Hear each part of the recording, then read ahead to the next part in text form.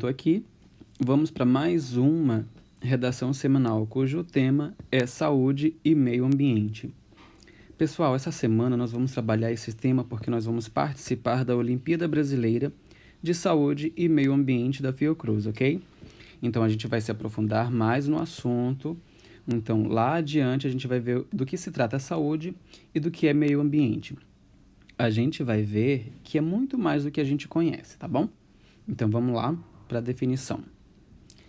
Durante a história do ser humano, a gente descobriu que sempre utilizou os recursos naturais para desenvolver a tecnologia e a economia. E com isso, a gente queria garantir uma vida com mais qualidade para a população humana. Mas será que isso deu certo? Vamos ver mais adiante. É fácil constatar, ou seja, é fácil a gente ver que essa equação não vem se revelando verdadeira. Que equação, professor? Essa aqui. Exploração dos recursos naturais mais desenvolvimento econômico e tecnológico igual a qualidade de vida. Não é isso que está acontecendo exatamente. E a gente vai descobrir por quê. Isso porque os recursos oriundos da natureza, ou seja, os recursos naturais que vêm da natureza, estão sendo aproveitados de forma predatória. O que é predatória? É uma forma que destrói, tá bom?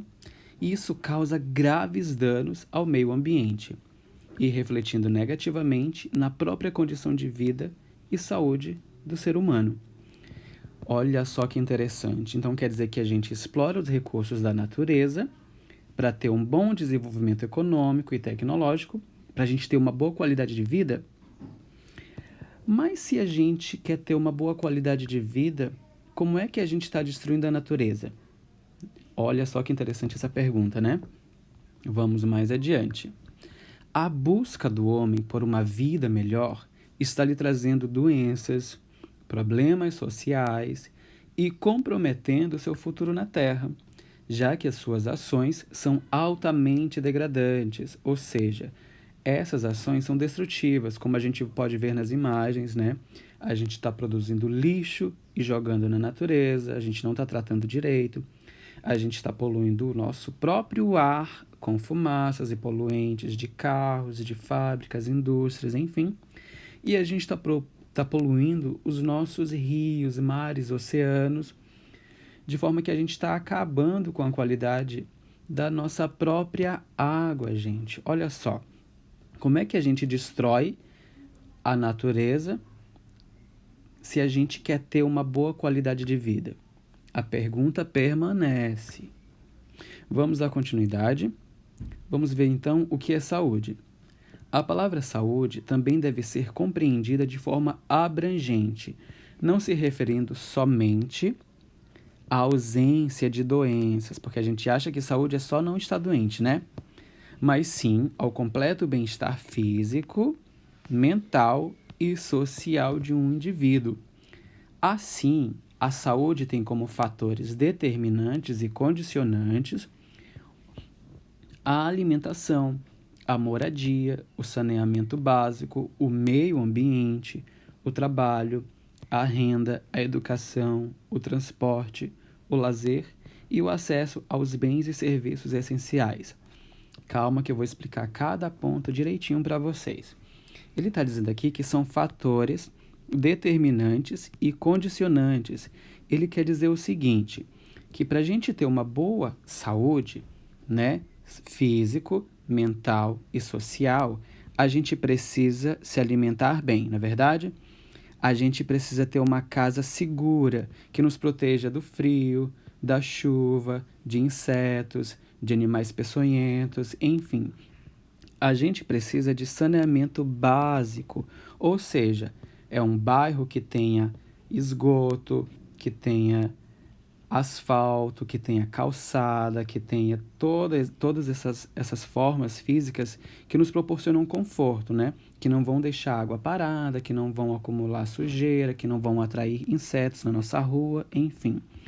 O próprio meio ambiente, olha só, o trabalho, para a gente também ter uma boa condição de saúde, a gente precisa também ter um trabalho que nos proporciona uma condição de saúde.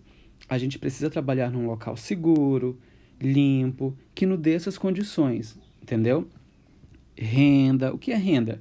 Renda é a quantidade de dinheiro que você ganha pelo seu trabalho. Ou seja, para você ter uma boa saúde, você precisa ganhar o suficiente para poder ter uma boa saúde comprando alimentos saudáveis, para você poder morar num local saudável, para você poder morar num bairro que tenha saneamento básico, para você poder comprar roupas e se vestir de forma adequada e se proteger do frio, entendeu? Educação. Como é que saúde está ligada à educação? Eu preciso também estudar num local adequado, eu preciso me alimentar bem na escola, eu preciso que a equipe do colégio seja uma boa equipe que me proporcione educação e saúde ao mesmo tempo, saúde física, mental e social. O transporte também está ligado nisso, gente, porque é o seguinte: as pessoas precisam se transportar com segurança para os seus pontos de trabalho, para suas escolas, enfim, para seus diversos destinos. E como é que saúde está ligada ao transporte? Porque elas precisam se locomover com segurança. Então, eu preciso pegar um ônibus que me leve numa rua asfaltada, um ônibus que tenha segurança para me levar para lá ou para cá, entendeu? Um táxi, uma lotação, um Uber, enfim. O lazer também está ligado à saúde, como vocês podem ver na imagem lá em cima. Olha só, as pessoas fazendo atividade ao ar livre. Por quê? Porque o bairro delas, a cidade delas, proporciona uma qualidade de vida, uma praça arborizada, com locais para elas fazerem atividade física de forma gratuita, não tem lixo, não tem ratos, não tem insetos, é tudo muito limpo, né? Então, o lazer também está ligado à saúde do indivíduo, tá bom? E o acesso a bens e serviços essenciais. Esses bens e serviços essenciais são o transporte, como eu já falei, é a segurança que as polícias fazem nas cidades, é a educação e o trabalho que a população desenvolve na sua cidade. Vamos adiante. E o que é meio ambiente, professor? Vamos lá.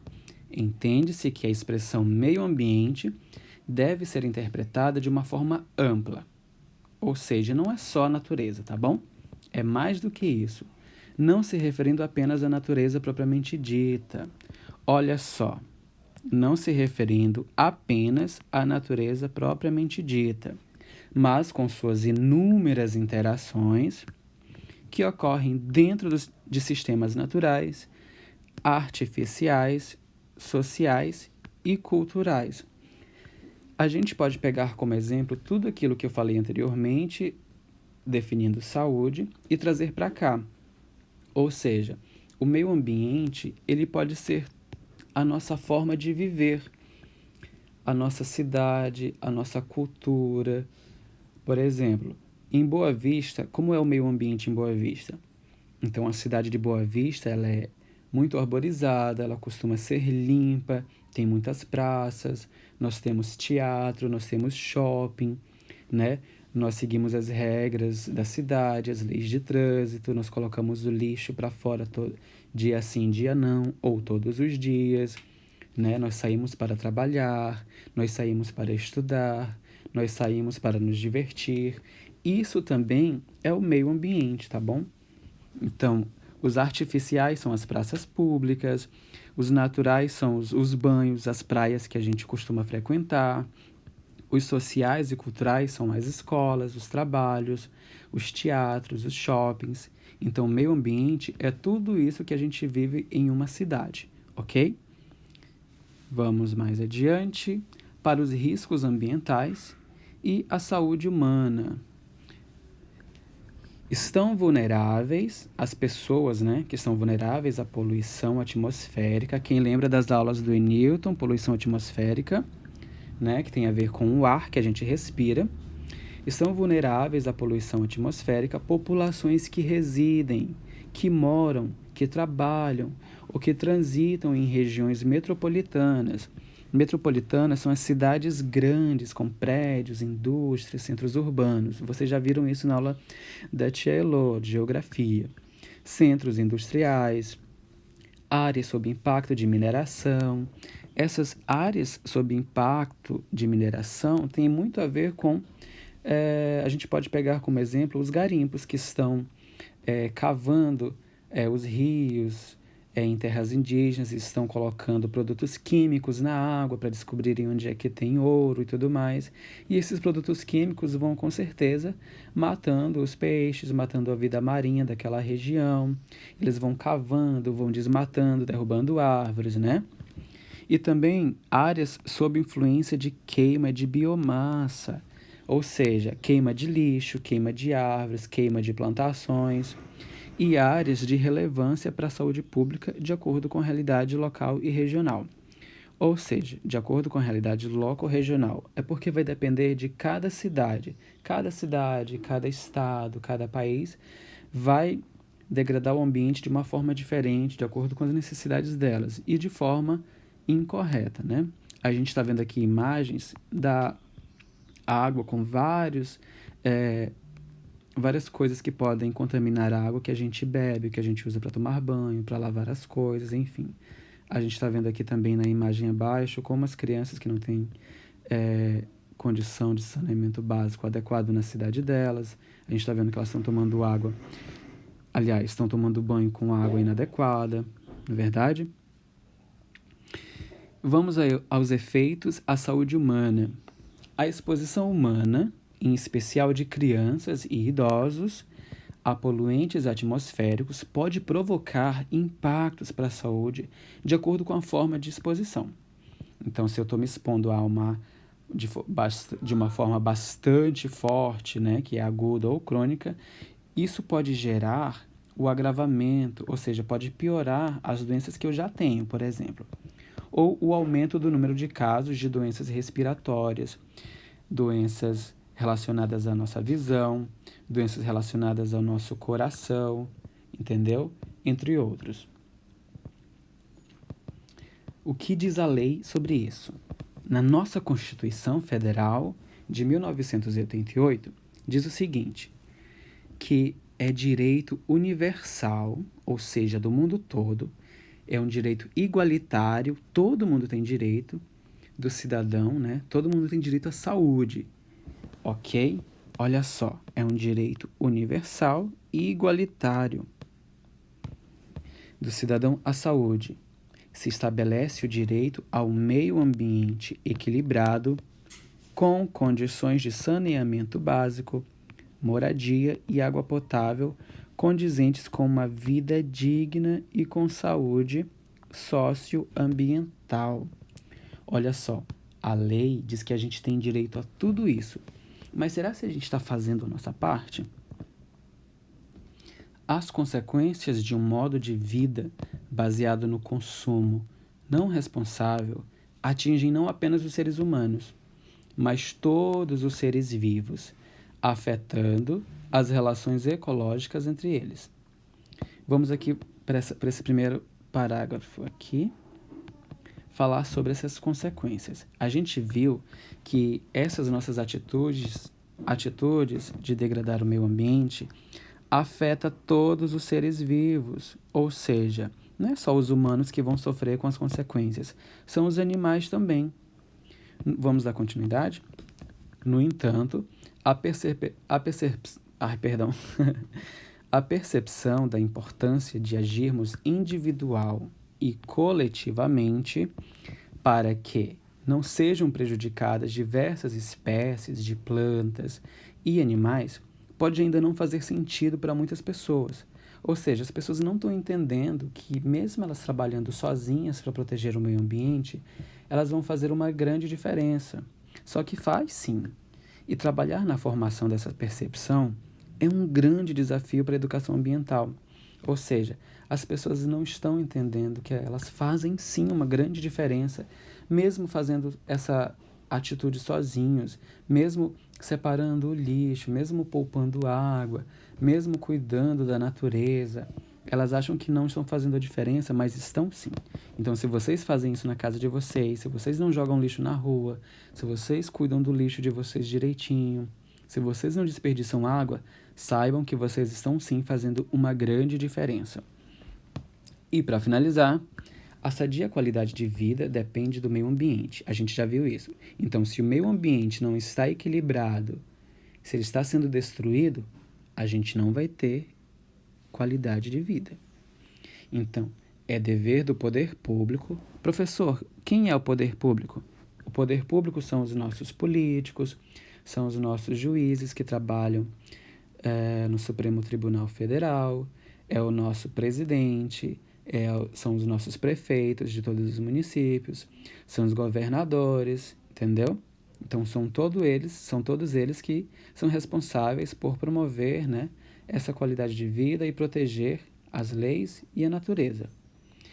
Então, não é só dever do poder público, a gente está vendo aqui, ó, que é dever também da coletividade, ou seja, de todos nós, junto com o poder público, garantir e efetivar o direito ao meio ambiente ecologicamente equilibrado.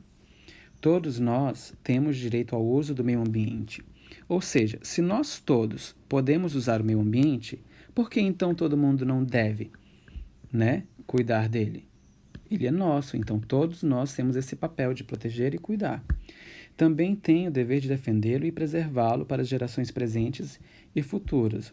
A gente que está vivendo hoje, a gente ainda não encontra consequências muito grandes, principalmente a gente que vive nas capitais das grandes cidades, né?